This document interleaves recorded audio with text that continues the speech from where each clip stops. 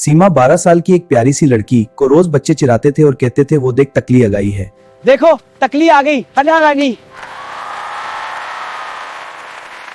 School के modelling show में भी सब उसका मजाक उड़ाते और कहते टकली मॉडलिंग करेगी।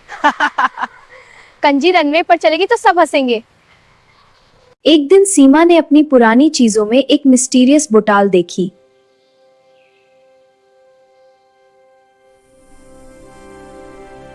बोतल खुलते ही उसमें से एक काली परी बाहर आ गई। मैं काली परी हूँ, तुम्हारी नेकी ने मुझे बुलाया। बताओ तुम इतनी उदास क्यों हो? परी ने सीमा की मदद की और उसके सर पर लंबे हसीन बाल ला दिए। अब तुम बहुत खूबसूरत हो, अपनी कॉन्फिडेंस से सब जीत लो। अगले दिन मॉडलिंग शो में सब दंग रह गए। जो लोग इस टकली और कांजी कहते थे अब उसकी तारीफ कर रहे थे। वाह सीमा कितनी खूबसूरत लग रही हो।